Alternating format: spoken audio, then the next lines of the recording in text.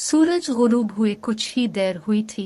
उफ़क़ पर नारंगी रोशनी अभी बाकी थी। आबादी से दूर खुश्क होते तालाब में मेंढक टटरा रहे थे। झींगर भी वक्फे वक्फे से अपना राग अलापते और चुप कर जाते, जैसे रात के लिए अपने आलात चेक कर रहे हों। करीब ही एक सूखे दरख्त की शाख पर एक बुलबुल उदास बैठा था। वो ना तो हल जल रहा था, ना कुछ बोल रहा था। ऐसा लगता था कि जैसे चहचहाना भूल गया हो। उसकी आंखों में उदासी तीर रही थी। थोड़ी देर ही गुजरी थी कि दौर एक जुगनू अलिफारता नजर आया। बुलबुल पर नजर पड़ते ही वो सीधा उसके पास चला आया और पुरजोश लहजे में बोला, प्यारे बुलबुल, मुझे मालूम है तुम क्यों उदास हो। तुम्हें अपने घर जाना है, लेकिन अंधेरा हो गया है। आओ, मैं तुम्हें छोड़ देता हूँ। एक अरसे बाद आज मुझे नेकी कमाने का मौका मिल रहा है। मैं तुम्हारी मदद के लिए हाजिर हूँ। नहीं, मुझे कहीं नहीं जाना, इसलिए कि मेरा घर बर्बाद हो चुका है। तुम्हारे घर को क्या हुआ? जुगनू ने हैरत से पूछा। जिस दरख्त पर मेरा घोंसला था, उसे काट दिया गया है, बल्कि आसपास के सब दरख्त कट गए हैं। बुलबुल भराई हुई आवाज में बोला, हाँ, यहाँ तो बहुत से दरख्त थे, लेकिन अब एक भी नजर नहीं आ रहा।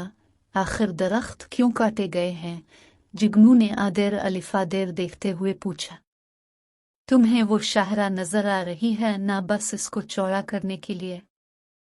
बुलबुल ने कुछ दूर से गुजरती सड़क की तरफ इशारा किया। वो अब मेरी समझ में आया, लेकिन दूसरी तरफ इतनी जमीन भी कोई देने पर तैयार नहीं था। लिहाजा हुकूमत ने उन तमाम पुराने पेड़ों को काट डाला जो गुजरने वालों को साया फराहम करते थे, और हजारों परिंदों इस पर बसेरा करते थे।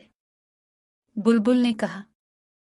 जुगनू ने अफसोस से गर्दन हिलाई और बोला, इंसान जमीन का दुश्मन बन गया है। वो दिन बदन इसको बर्बाद कर रहा है। जंगल काटे जा रहे हैं, जिससे मौसम बदल रहे हैं और जगह जगह तबाही आ रही है। इंसान के साथ साथ जंगली हयात को भी नुकसान पहुंच रहा है, लेकिन उसे इसका एहसास ही नहीं। बुलबुल ने आह भरी और बोला, मेरे सब साथी ये इलाका छोड़कर चले गए हैं, कल मैं भी यहाँ से चला जाऊंगा। दोनों खामोश हो गए और उफ़क़ पर इस बदली को तकने लगे जिसमें अभी रोशनी की कुछ किरणें बाकी थी। फिर जुगनू धीरे से बोला, हालात बहुत खराब हैं, लेकिन हमें नाउम्मीद नहीं होना चाहिए। इंसानों में अभी ऐसे लोग मौजूद हैं जिन्हें इस तबाही का एहसास है, और वो इसे रोकने की कोशिश करेंगे। खास तौर पर बच्चे, उन्हें तो दरख्त और पौधे बहुत अच्छे लगते हैं। बुलबुल ने गर्दन हिलाई और बोला, हाँ, तुम ठीक कहते हो। हमारी बका इंसानों की नई नस्ल के हाथों में है। दोनों खामोश हो गए। जब अंधेरा बढ़ गया तो जुगनू रोशनी फैलाता एक तरफ अलिफार गया और बुलबुल ने अपनी चोंच में छुपाकर आंखें मूंद ले।